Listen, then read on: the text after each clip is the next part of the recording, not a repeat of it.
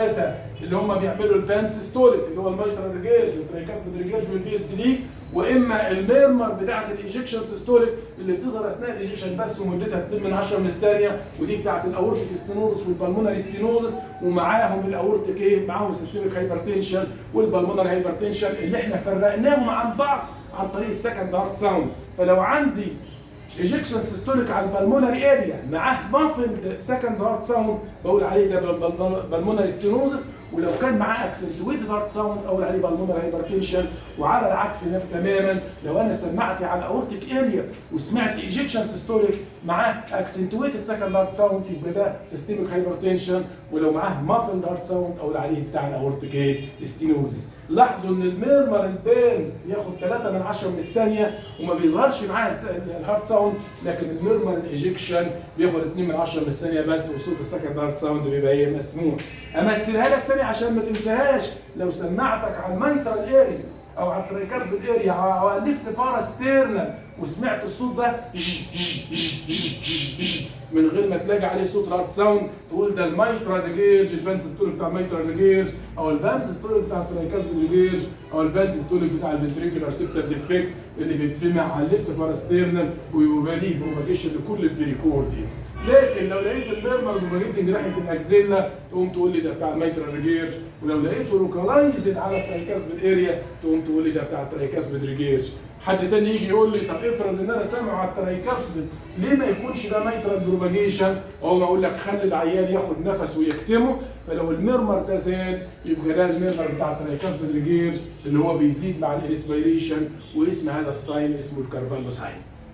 ندخل في الميرمرز بتاعت الدياستول اللي هي ايه؟ اما ميرمر هيظهر ايرلي دياستوليك في الفيز الاولاني خالص بتاع الايه؟ الايزوفوليومتريك ريلاكسيشن، واما الميرمر اللي هيظهر ايه؟ ميد دياستوليك يظهر في مرحله الايه؟ الفيلنج ده ويبقى ليه بري سيستوليك اكسنتويشن، ده اللي بيسموه الميد دياستوليك رامبلينج ميرمر. تاني يبقى اذا الميرمر اللي هتظهر في الدياستول يا اما هتظهر ايرلي دياستوليك في بدايه الدياستول اثناء مرحله الايزوفوليومتريك ريلاكسيشن، يا اما هتظهر في الميد دياستوليك اللي هي اثناء الرابيد فيلنج والسلو فيلنج ويبقى ليها بري سيستوليك اكسنتويشن بسبب الفيز الاخير بتاع الاتريال كونتراكشن. مين اللي بيعملهم؟ تقول لي يا دكتور الايرلي دياستوليك ده بتاع الاورتيك ريجيرج وبتاع الايه؟ البلمونري ريجيرج. هو ايه اللي بيحصل بالظبط؟ تقول لي يا دكتور خلينا على نهايه السيستول لما الفنتريكل دفع كل اللي فيه فالبلاد كله دخل الاورطه والبلمونري ارتري وبدا الايه؟ الاورتيك والبلمونري بريشر يعلى نسبيا عن الليفت فنتريكل والرايت فنتريكل بريشر، ففكر البلاد يرجع ناحيه الفنتريكل تاني، راح واخد في وشه الاورطه والبلمونري فالف راح ايه؟ قافلهم. ففي حالات الريجيرج سواء كان الاورطه او البلمونري فالف يبتدي الدم يرجع يكمل تاني ناحيه الفنتريكل في الوقت اللي المفروض فيه الاورتيك فالف يكون قافل، فيروح راجع الدم ناحيه الفنتريكل اثناء الايزوفوليومتريك ريلاكسيشن فيدي صوت اسمه ايه؟ فلوينج ميرمر كده كانه حاجه ايه؟ بتشفط كده. الصوت ده بيتسمع على مين؟ على الاورتيك اللي هنا في الايرلي دياستوليك، ويفضل العيان يكون ايه؟ ليننج فورورد يعني قاعد وميل لقدام كده، فتلاقي صوت الميرمر ده هو فيري شورت وعامل زي ما تكون صوت حاجه بتشفط كده او بتسحب. عشان تسمعه لازم تقعد العيان وتخليه يميل قدام، لكن عشان تستدل عليه هناك ما يسمى بالبريفرال ساينز اوف اورتيك ريجيرج اللي بتبقى اكثر وضوحا من صوت الميرمر نفسه. نمر بيهم على عجاله. اول حاجه منهم اللي هي الووتر هامر بالس، انت تمسك ايد العيان في الميد ارم كده وهو نايم وبعدين تروح رافعها لفوق كده فتلاقي صوت الايه؟ احساس البلس كده بيبان تحت ايدك اول ما ترفع ايه؟ ايد العيان اجينست جرافيتي، وتلاقي العيان ده عنده بيج بلس فوليوم اكتر من 60. احنا عارفين ان البلس فوليوم ده هو فرق السيستول عن الدياستول، يعني لو عيان ضغطه 140 على 80 يبقى الفرق 120 على 80 يبقى الفرق 40، يبقى تقول لي البلس فوليوم بتاعه 40. لو ان عيان ضغطه 100 على 80 يبقى فرق ال 100 على 80 20. لو ان عيان ضغطه 130 على 100 على 90 تقول لي يبقى الفرق ايه؟ 40. لكن في حالات الاورتيك ريجيرج بتلاقي البلس فوليوم ده اكتر من 60، لان احنا عارفين الافريج بلس فوليوم ما بين 20 ل 60، اللي اقل من 20 يبقى سمول بلس فوليوم واللي اكتر من 60 يبقى بيج بلس فوليوم. فمن علامات البريفرال ساينز بتاعت الاورتيك ريجيرج تقول لي اول حاجه يا دكتور وجود الووتر هامر بالس، الحاجه الثانيه وجود بيج بالس فوليوم. الحاجه الثالثه حاجه اسمها الديموزي ساين، تلاقي العيان قاعد كده وراسه ايه؟ وراسه بتتهز كده، بتدي ايه كانه بيقول ايوه ايوه بيعمل كده. وبعد كده الرابعه اللي هي الكوريجان ساين، عباره عن ماركت كاروتيد بالسيشن، تبص في النيك بتاعته تلاقي الاورتيك ايه؟ بالسيشن ظاهره كده. وبعدين في حاجه اسمها الدروازي ساين، تاخد سماعتك وتحطها على الفيمورال ايه؟ على الفيمورال ارتري، فتلاقي صوت ايه؟ دايستوليك ميرمر مسموع زي البرويكا على الفيمورال ارتري. واخر حاجه اسمها البيستول شوت، تسمع طلق ناري كده زي ما يكون مدفع بيضرب طق طق طق طق، تحط سماعتك على الفيمورال ايه؟ تسمعها. وفي حاجه ثانيه اسمها الكابيلاري بالسيشن، لو احنا مسكنا النيل بيت بتاع العيان وبصينا بعدين نبص في الريد لاين اللي فيه نلاقيه بيتحرك كده مع كل كاردياك سايكل، يسموه الماركت كابيلاري بالسيشن. ده يبان اما في الضوافر واما في اللب، تلاقي اللب ايه؟ لو جبت شريحه ميكروسكوب وعملت بريشر على اللب كده تبص تلاقي اللب ايه؟ بيحصل لها تحمر وتبيض، تحمر وتبيض كده مع كل كاردياك سايكل. واحيانا احنا نشوفها في الفندوسكوب لو عملنا العيان ده فندس اكزامينيشن. يبقى ده ايه؟ الايرلي دايستوليك ميرمر اللي بيجي ايه؟ في حالات الاورتيك ريجيرج او حالات البلمونري ريجيرج. يبقى لنا الميرمر المهم خالص اللي هو بيحصل في ايه؟ الميد دايستوليك، وبيقولوا عليه رامبلينج لانه عامل زي الرنين، وده بسبب الميترال ستينوزس او بسبب الترايكاسبيد ايه؟ ستينوزس. الميترال ستينوزس او الترايكاسبيد ستينوزس. ايه اللي بيحصل؟ تعالوا نبص برضو على الكاردياك سايكل ونشوف ايه اللي بيحصل. at the end of the diastole المفروض الفنتركل is fully relaxed خلاص، والفنت والايه؟ والبريشر زيرو بريشر، والفنت والفوليوم فول بلاد فوليوم، والميترال والترايكاسبيد فالف دول مفتوحين، الدم نزل ناحيه الفنتركل، بدا السيستول بالسلايد كونتراكشن اللي قفل مين؟ الميترال والترايكاسبيد فالف. وبعد كده راح بدا الرابيد ايجكشن، دفع الدم اثناء الايه؟ الاورطه والبلمونري فالف اثناء الرابيد ايجكشن واثناء السلو ايجكشن. بعدها البلاد فكر يرجع ناحيه الفنتركل تاني، راح قافل الاورطه والبلمونري فالف. تعالوا نبدا الدايستول نشوف ايه اللي هيحصل بالظبط. لما قفل الاورطه والبلمونري فالف صار الفنتركل ده كلوزد كافيتي، كلوزد لكنه ايه؟ لكنه امبتي كافيتي. فبدا ايه؟ البريشر اللي في الفنتركل يرجع للزيرو بريشر. اول ما فتح الميترال فالف واول ما فتح الترايكاسبيد فالف بدا الدم ينزل بشده ناحيه النارو فالف اللي موجود، سواء كان الميترال ولا الترايكاسبيد. نزوله في نارو باسوي خلى الدم يدي صوت، سموه رامبلنج لانه متقطع. ليه؟ تقول لي لانه اول ما نزل البلاد نزل بشده وبعد كده نزل ببطء، فنغمه الصوت خفت، وبعدين الاتريال كونتراكشن راح مزودها تاني، فصارت التون بتاع الساوند متغيره، مره سريعه اثناء الرابيد فيلينج وبعدين بطئت شويه اثناء السلو فيلينج وسرع التاني بسبب الاتريال كونتراكشن. عشان كده يقولوا على صوت الميرمر ده ميد دايستوليك رامبلنج ميرمر، وده بيحصل اما بسبب الميترال ستينوزس او بسبب الترايكاسبيد ستينوزس. وده افضل انه يتسمع لما انيم العيان على الليفت سايد واسمعه بالكون بتاع السماعه مش بالديافراج، وعشان ازود الصوت اخلي العيان يعمل ماسكولار اكسرسايز، ازاي؟ يحرك رجله كانه راكب عجله كده، فتلاقي صوت المرمر بيعلى مع تحريك ايه؟ مع تحريك رجل العيان. يبقى نرجع على مجاله ثانيه يا ولاد واقول لك انت معاك سماعتك هتسمع بيها الهارت، هتسمع ايه؟ تقول لي يا دكتور هسمع 3 حاجات، هسمع هارت ساوند وهسمع اديشنال ساوند وهسمع ميرمر. اقول لك طب هتسمع فين؟ تقول لي 5 اوسكالتاتوري اريا، الميترال اريا والبلمونري اريا والفيرست اورتيك اريا والسكند اورتيك اريا وبعدين الترايكاسبيد اريا. طب الهارت ساوند هتسمع ايه؟ تقول لي هسمع الفيرست والسكند هارت ساوند. هتسمعهم فين يا ابني؟ تقول لي الفيرست لازم اسمعه على الميترال وعلى الترايكاسبيد اريا، لان هو الفالفولار كومبوننت بتاعته بتاع الكلوجر اوف ذا ميترال اند ذا ترايكاسبيد فالف ليفلتس، والماسكولار كومبوننت بتاعته بتاع الفايبريشن اوف ذا فنتريكولار وول ديورينج فنتريكولار كونتراكشن. طيب زمنه امتى؟ تقول لي ات ذا بيجيننج اوف سيستول. بتتعرف عليه ازاي؟ تقول لي احط سماعتي على الميترال واعمل تايمنج مع الكاروتيد، فالصوت اللي يطلع مع طلعه البلس ده بالظبط هو ده صوت الفيرست هارت ساوند. طب والسكند هارت ساوند تقول لي ده بيجي ات ذا اند اوف سيستول يا دكتور بسبب الكلوجر اوف ذا اورتا اند البلمونري فالف يبقى لازم احط سماعتي على البلمونري اريا او على الاورتيك اريا واعمل تايمنج مع الكاروتيد او مع الايبكس، فالصوت اللي يجي مع نزله البلس ده هو صوت السكند هارت ساوند.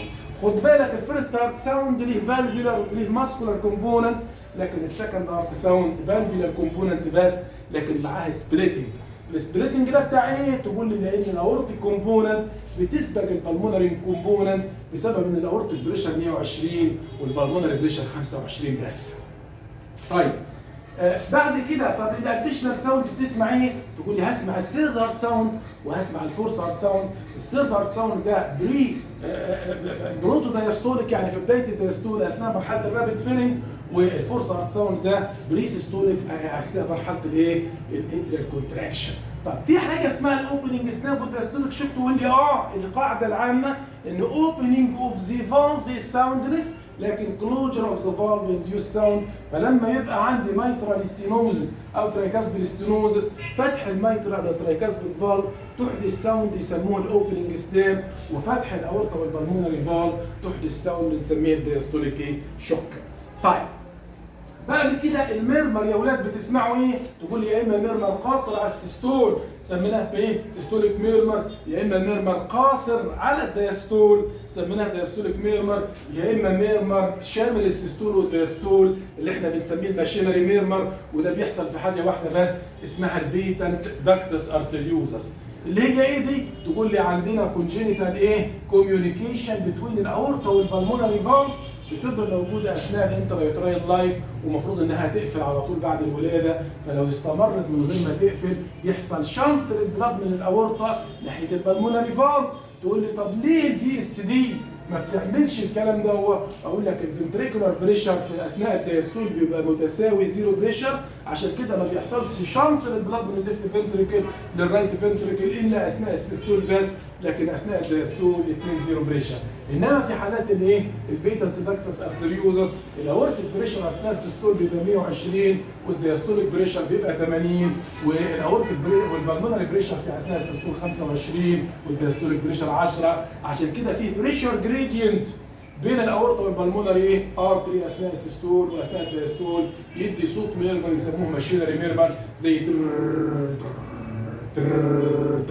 كأن اثناء السيستول صوت طالع واثناء الدايستول برضه صوت اقل منه حته لكنه ايه؟ كونتينيوس اثناء الكاردياك سايكل، سموه الماشينري ميرمر، وده بيتسمع في البلمونري اريا او في الانترسكابيولار ايه؟ ريجن. وانس ان انت شخصته المفترض ان انت تحول العيان بتاعك على كارديوثوراسيك سيرجن عشان يعمل لايجيشن او كلوجر للوصله دي، وفي الحاله دي العيان بيكمل حياته طبيعي جدا جدا جدا.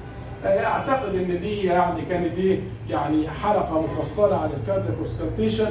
احب بس اختمها بان الفالفيولار ليجنز اللي انت بتقول عليها او بتطلعها دي مش ديزيز انما دي ساين. يعني على سبيل المثال لما اقول لك الميترال ريجيرج هو ديزيز ولا ساين؟ تقول يا دكتور ده ساين، لان الميترال ريجيرج ده ممكن يحصل من اسباب كتير.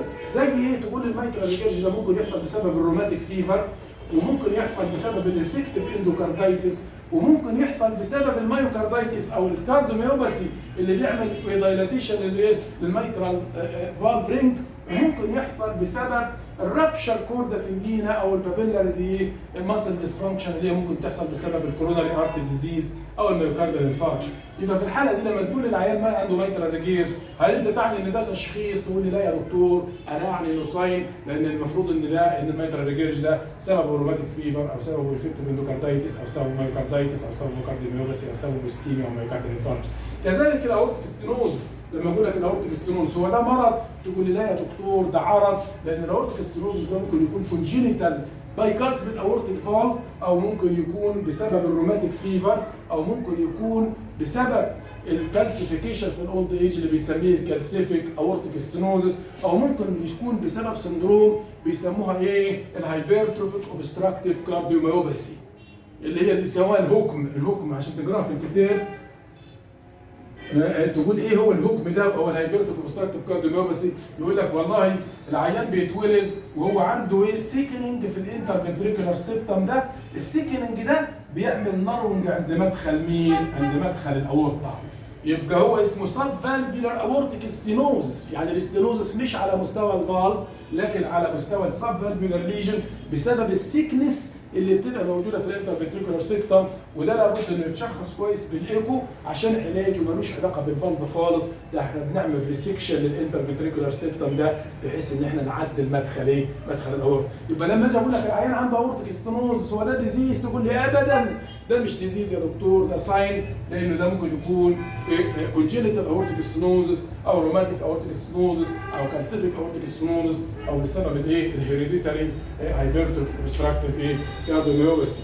كذلك لما اقول لك الميترال ستينوزس، الميترال ستينوز هو ده سببه ايه؟ تقول لي ما فيش كونجينيتال ميترال ستينوزس، لكن ممكن الميترال ستينوز ده يكون بسبب الروماتيك فيفر او يكون بسبب الانفكتيف اندوكاردايتس او بسبب وجود نوع من البناين تيومر في الليفت اتريال يسموه ليفت اتريال ميكزوما. ده عباره عن بناين تيومر بيبقى بيدانكيليتي بيبقى نازل على فتحه الميترال فالف فيعمل ريلاتيف ميترال ستينوزس. كذلك لو احنا اتكلمنا على البلمونري فالف او الترايكاسبيد فالف نقول ان نسبه الافكشن بتاعتهم من الروماتيك فيفر بتبقى اقل من الميترال فالف والاورتيك فالف، لكن هم ممكن يتصابوا بسبب الانفكتيف اندوكاردايتس اللي هي ممكن تكون عند الجماعه الادكت اللي هم بياخدوا سرنجات المخدرات بسرنجه مشتركه، تعرضوا للانفكشن يصيب البلمونري فالف او يصيب الترايكاسبيد فالف.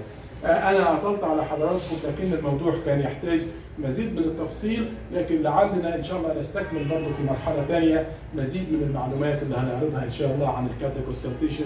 يعني أشكركم وأترككم في رعاية الله وإلى لقاء آخر، والسلام عليكم ورحمة الله وبركاته.